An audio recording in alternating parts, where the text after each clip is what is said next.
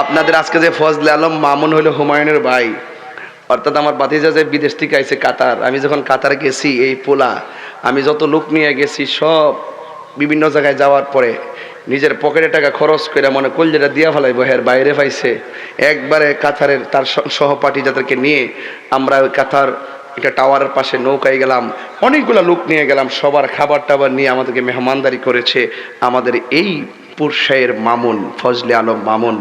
আমি তাকে দোয়া করে দিয়ে যাই, আল্লাহ যেন তাকে ভালো রাখে, আমিন কোন। আমি শুনেছি সে নাকি এসেছে, তা আমার সঙ্গে দেখা হবে ইনশাল্লাহ। মনে হয় ঘরে আসছে, বাসায় আছে।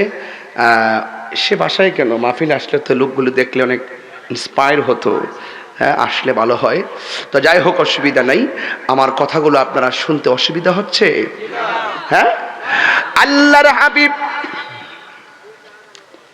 সাল্লাল্লাহু তাআলা আলাইহি ওয়াসাল্লাম কে যখন উপরে যখন কোরআনটা নাজিল করা হলো, আপনারা জবান খুলে বলেন আমাদের ধর্মগ্রন্থের নাম কি? হ্যাঁ, ইসলাম। গ্রন্থ বুঝে না, ধর্ম বুঝে না। ধর্মগ্রন্থের নাম কি? আরো জোরে বলেন, নাম কি? ধর্মগ্রন্থের নাম হলো আল কোরআন। এই কোরআনটা সর্বপ্রথম নবীর উপরে হেরা গুহায় নাজিল হয়েছে। জাবালের নূরে ওইটা নিচে হলো হেরা গুহা। ওই জায়গার মধ্যে আমি যাইয়া 2 রাকাত নামাজ পড়েছি। জোরে কোন সুবহানাল্লাহ। 2 রাকাত নামাজ আমি পড়লাম। আমারে দেখে অনেকে মাথায় রুমাল দিছি, বাংলার জমিনে অনেক মানুষ দেখছে। রুমাল টুমাল দিকে একজন শাইখ আইছে, তাকে নামাজের সময় দাও। এই জায়গার ভিতরে আমি যাইয়া নামাজ পড়ছি রে বাবা। ওই জায়গার ভিতরে কোরআন নাজিল হয়েছে।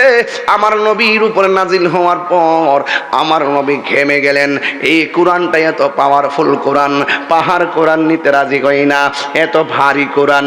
এই কোরআনটা আমার নবী এই মামুন আছে রে, এদিকে এদিকে এদিকে এদিকে আয় মামুন, এদিকে এদিকে আয় একটু সস। এই যে আমার মামুন, কেমন আছো? বসো বসো, ভালো আছো নি? থ্যাংক ইউ, মাশাআল্লাহ। লংলা পরগনা ফেসবুক পেজের পরিচালক। যাক, সে মাহফিলটা বহুদিন পরে উপভোগ করতেছে, আলহামদুলিল্লাহ। তো আমাকে কাতারেই বলছিল যে হুজুর ইনশাআল্লাহ আমি যাব। যাক, আশাতে আমি অনেক খুশি হয়েছি, আলহামদুলিল্লাহ। বলেন না আপনারা? কষ্ট হইতেছে আপনাদের? নবীর উপরে যে কোরআনটা নাজিল করেছে, এই কোরআনটা এত ভারী। লাউ আনসালনা হাযাল কুরআনা আলা জাবালিল রাআইতাহু খাশিআম মুতাসাদ্দিআন মিন খাশিয়াতিল্লাহ। যারা আমরা সুন্নিদেরকে নিয়ে মস্করা করো, তোদের কানটা একটু খুললে রাখ, তোদের চোখটা আজকে পুরসাই মাহফিলে দিয়া দে। তাকায়া দেখ, রাত্র 2টা বাজে, 2:30 বাজতেছে। এই পাগলগুলো গান শুনতে আসে নাই, এই পাগলগুলো কোরআনের তেলাওয়াত শুনলো, নবী আল্লাহর প্রেমে দিবানা হয়ে যায়। নবীর শান শুনলে আমার মদিনাওয়ালার জন্য দিবানা হয়ে যায়। ওলি আল্লাহর শান শুনলে তারা ওলি আল্লাহর জন্য পাগল হয়ে যায়। মা বাবার শান শুনলে তারা চোখের পানি ফালাইয়া মায়ের কদমে চলে যায়। কথা বলেন ঠিক কিনা? অনেক মানুষ বলে তাহিরি ওয়াজ শুনতে কেউ আসে না, দেখবার লাগে আসে। আরে বাবা, তুই 5,000 টাকা দিয়ে একজনকে রাত্রে 2টার সময় এমন জায়গাতে শীতের মধ্যে দাঁড়ায় থাকবা, 1 দিন 2 দিন 3 দিন, সে আর 4 দিনের মাথায় তারা পাওয়া যাবে না। কিন্তু আজকে হাজার হাজার মানুষ নিয়ে প্রতিদিন দিন রাত 4 ঘন্টা মাহফিল করি, কিন্তু মানুষগুলো এখানে আমাকে দেখার জন্য আসে না। তাহিরিকে ইউটিউবে দেখা যায়, তাহিরিকে ফেসবুকে দেখা যায়, আর দেখতে গেলে 5 ঘন্টা লাগে না, দেখতে গেলে 2 ঘন্টা লাগে না।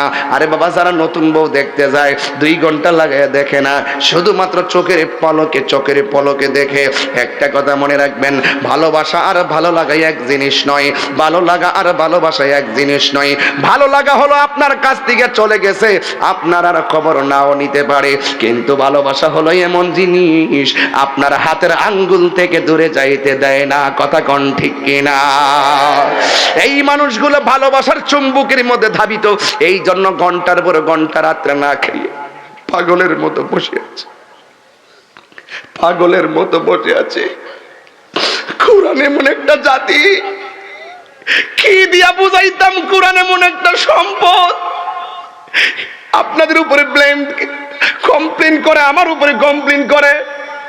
আপনাদেরকে বলে ওরা সব নাচতে যায়, আমারে বলে আমি বলে মাজার পূজারি। এমন ভাবে আপনাদের থেকে আমাকে দূরে রাখাইতে চাই। আর সমাজের একটা শ্রেণী লেগেই আছে শুধুমাত্র আমাদের এই সৌন্দর্যকে বিনষ্ট করার জন্য। এমন একটা কোরআনের কথা বলতেছি, এমন একটা কোরআনের কথা বলতেছি যে কোরআনটা পাহাড়ের উপরে নাজিল হয় না।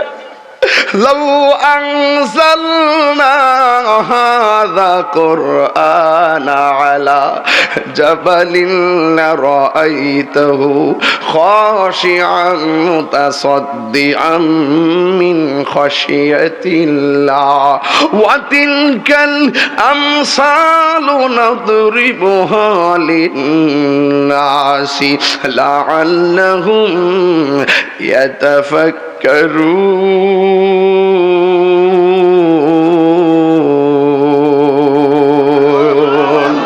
এত পাওয়ারফুল কোরআন, যেই কোরআন পাহাড় নিতে চায় না রে বাবা। কান্দস কি লাগাই বেড়া, এত কান্নাকাটি করস কেন? আমার নবীর কথা বুঝি মনে হইয়া গেছে। আমার নবীর উপরে সিনার মধ্যে আমার আল্লাহ 7টা পদ্ধতির মাধ্যমে এই পাওয়ারফুল কোরআনটার ডাল্লা দিছে। একটা হলো ঘুমের ঘরে কোরআন নাজিল করছে, আরেকটা হলো ঘন্টার ধ্বনি দিয়ে কোরআন নাজিল করছে, আরেকটা হলো জিব্রাইল সশরীরে আইসা কোরআন নাজিল করছে। ও বন্ধুরি, ফেরেশতার শুরুতেও আসছে। আমার নবীর উপরে কোরআনটা যখন নাজিল হলো তখন আমার নবীর কপাল মুবারকটা ঘেমে গেছে। ও বন্ধু, নবী যখন ঘেমে যেতেন, ওই চেহারার মধ্যে যখন পসিনা মুবারকটা বাইসা উঠতো, ওই চোখ পসিনা মুবারক গুলো একদম মণিমুক্তার মতো চকচক করতো। পসিনা মুবারক থেকে মেশকে আম্বরের গ্রান বাহির হইতো। আমার নবী এত দামি। আমার নবী বলে, আ খাদিজা জাম্মিলুনি জাম্মিলুনি, হে খাদিজা জাম্মিলুনি। বুঝতেন না জাম্মিলুনি মানে কম্বল, কম্বল। হে খাদিজা, তুমি আমার কম্বল দিয়ে আচ্ছন্ন করো। আমার ফেরেশতা আসমানি কিতাব দিয়ে দিছে। আমার খুব মাথা গরম, মাথার কপালটা গামতেছে, জ্বর জ্বর লাগতেছে। আমার একটু কম্বল দিয়া জড়াইয়া ধরো। অথচ দেখেন আমার আল্লাহ কোরআনে কোন জায়গায় ইয়া মুহাম্মদ কইয়া ডাক দেয় নাই। আমার আল্লাহ কোরআনের মধ্যে একদিন আমার নবী যদি কম্বল নিয়ে বইয়া থাকতেন, আল্লাহ বলতো ইয়া আইয়ুহাল মুজাম্মিল, ও কম্বলওয়ালা। আমার নবী যদি চাদর পরে বসে থাকতো, আল্লাহ বলতো ইয়া আইয়ুহাল মুদাসসির, ও চাদরওয়ালা। ও বন্ধুরি, আজকে নবীর নামটাও মানুষ সম্মান দিয়া লয় না। এরা জানে না কবরের ভিতরে নবী ছাড়া মানুষ বড় স্বার্থপর, সব বিদায় হয়ে আইসা পড়বো। কিন্তু আমার নবী হাসরের ময়দানে তোর জন্য দৌড়াদৌড়ি করব। এই নবীর উপরে কোরআন নাজিল হয়েছে গো। আল্লাহর হাবিব বলে, ইয়া খাদিজা জাম্মিলুনি জাম্মিলুনি, তুমি আমারে কম্বল দিয়া জড়াইয়া ধরো। আয়েশা জাদে খাদিজাতুল কুবরা রাদিয়াল্লাহু তাআলা আনহা বলি, ইয়া রাসূলুল্লাহ, আপনি কোনো টেনশন করবেন না, আপনাকে আল্লাহ পাক কোনো বিপদে ফেলবেন না, কারণ আপনি নবী মানুষের বড় ভালোবাসেন, আপনি কাহারও ক্ষতি করেন না।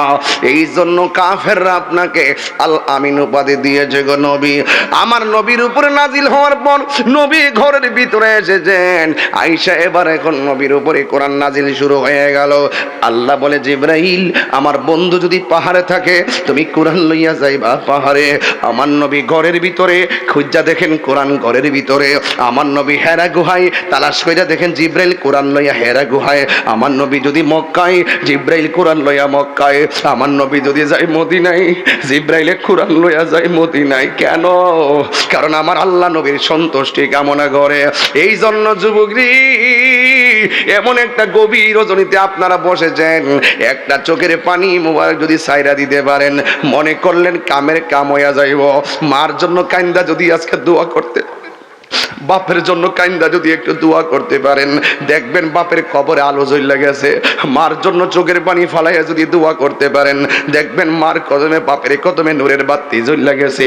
ও স্বামী, তুমি যদি তোমার স্ত্রীর জন্য দোয়া করতে পারো, তোমার স্ত্রী কবরের ভিতরে দেখবা ওই আলো জ্বলে গেছে।